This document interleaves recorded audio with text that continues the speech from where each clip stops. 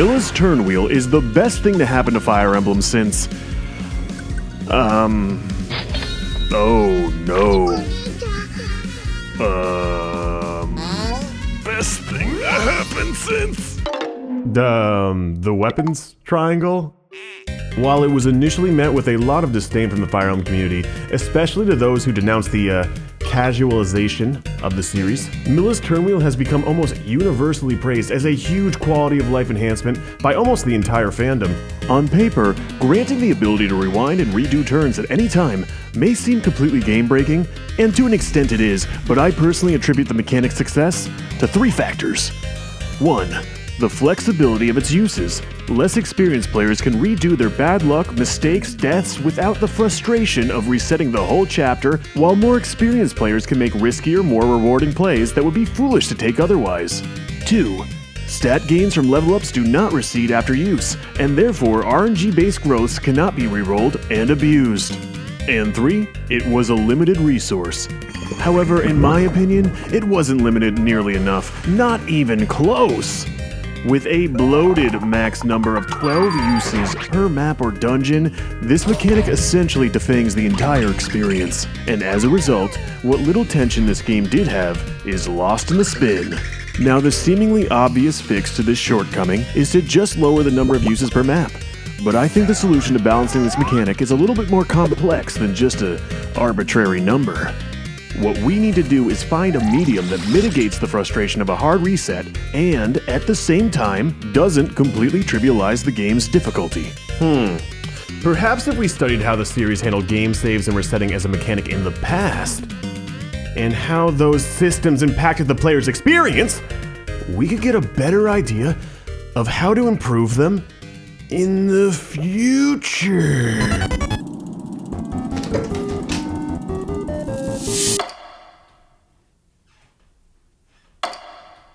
Holy shit, it's working!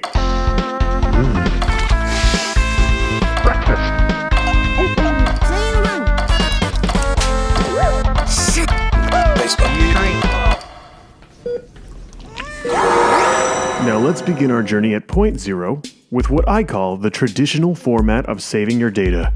A system that laid the groundwork for the majority of entries in the series. Now the main mechanic here is that there is no mechanic. The player is simply expected to complete the map without any safety nets for the duration of the chapter. This deliberate lack of data recovery paired with the now infamous permadeath mechanic is the impetus that drives strategic thinking in Fire Emblem.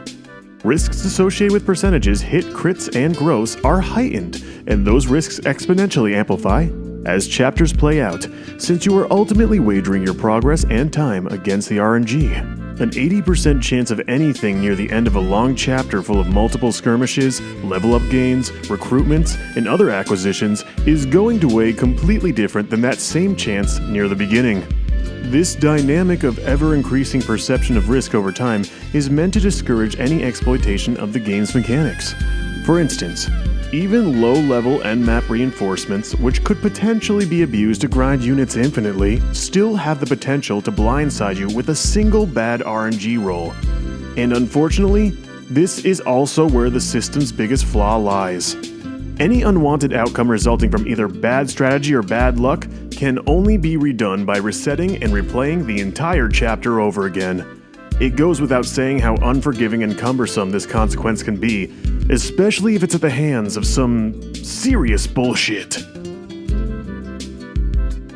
The pre-movement battle system was implemented exclusively in Fire Emblem Genealogy of the Holy War and allowed the option to save at the beginning of every turn. The player was now able to focus their strategy on a turn-by-turn basis, which lent itself very well to the large maps, full roster deployment, and challenging squad-based AI the game pioneered. This was great, of course, because it expunged any frustration of a hard reset. However, the byproduct of this convenience is now the player has the ability to abuse the RNG-based gameplay, or more specifically, save scum. Save scumming is when a player manually saves their game before a decisive event, in order to always end up with their desired result. And in Fire Emblem, a game which is balanced around the RNG mechanics and the expectation of imperfect play, it essentially undermines the entire premise of the game. That's not to say that it's not fun to play this way, hell, I do it all the time. but it makes the game substantially easier, almost to a trivial degree. Luckily, the developers of this frankly masterpiece had the foresight to see this conflict of the game's base integrity and develop a mechanic to at least incentivize avoiding it. You see, even if you do lose a unit and reset to mid-chapter save, the game still records that loss and counts it against your combat rank. If you opt into playing for rank, the only way to undo a mark against your score from a unit dying is to reset as you would in a traditional Fire Emblem experience, i.e. restarting the entire chapter. This is great as it presents players with an actual option as to how they want to experience the game. However, that option is extremely polar. You're either playing a game that's incredibly easy to exploit, or a game that's ball-bustingly difficult due to the sheer size of these maps.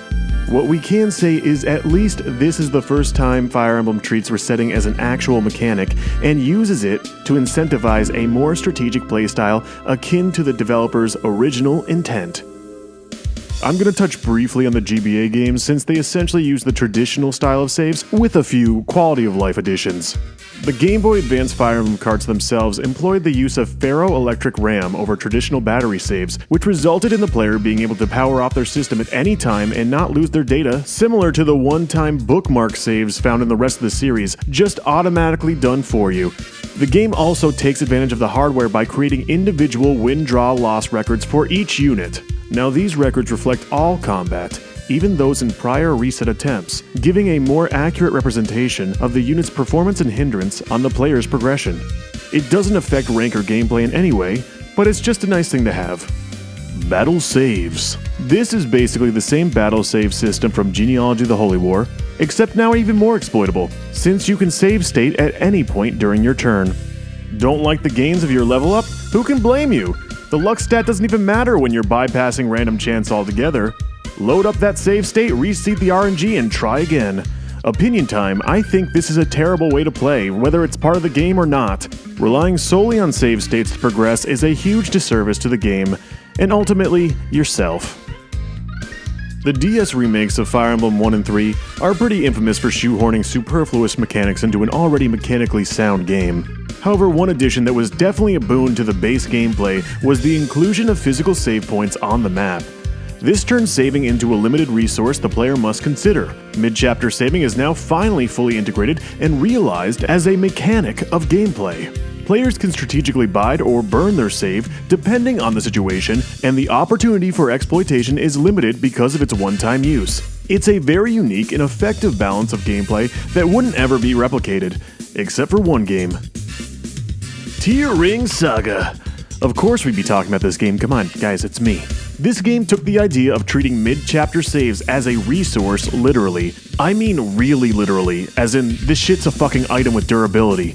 The memory or save staff is an 18-charge staff that will cost whomever has a level 2 mastery in staves a turn to use. Saving as a finite resource offers players the most flexibility with how they want to utilize it, either by activating it regularly as a mid-chapter checkpoint to avoid the frustration of a potential reset, utilizing it preemptively as a safety net for high-risk situations, or abstaining from using it altogether, and gambling long swaths of progression, perhaps to hoard saves for potentially exploitable moments later down the line. However you cut it, it creates a strategic dynamic of risk-reward while highlighting the weight of player choice that the Fire Emblem series is known for. And that brings us back to the present day. How can we take everything we just learned, the good and the bad, and develop a system that 1. Mitigates the frustration of a hard reset, 2. Encourages strategic gameplay over mechanical exploitation, and 3. Benefits everyone's experience playing the game? After considering all these requirements, my theorycraft looks like this. The Turnwheel mechanic behaves exactly as it does in Shadows of Valencia, except now its uses are locked behind a preferred weapon given to the Lord near the beginning of the game. This perf would be an incredibly powerful one-range weapon with an unrepairable durability of anywhere between 20 to 30 uses, depending on difficulty. It can be used just as any other weapon in the game can. However, similar to Leaf's light brand in Thracia 776, it can also be used as an item which will burn a point of its durability and activate its special ability, the ability to rewind a player's actions to any previous point in that chapter. Why is this an intelligent evolution of the Turnwheel? Because it checks off all the criteria that fans want out of a restore point system.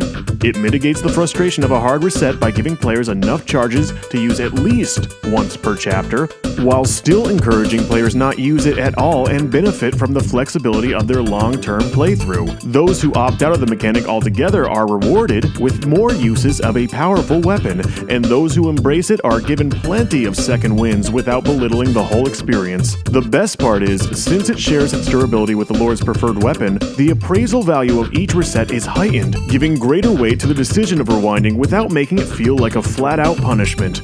And that's my theory craft, and let me know if you like it or if you hate it. If you hate it, I don't give a fuck. But leave a comment. I'll read it either way, honestly. I want to thank Link King 7 for helping with the script. Thank you, buddy, once again, saving my ass. All the patrons over here, thank you for sticking with me. I know I have all these videos that really are just me rambling like a fucking idiot, and it's really awesome that you guys stick around and support me and make the channel better. And I really can't say enough. Thank you so much. And thank you for coming along with me to discover the mysteries of the emblem.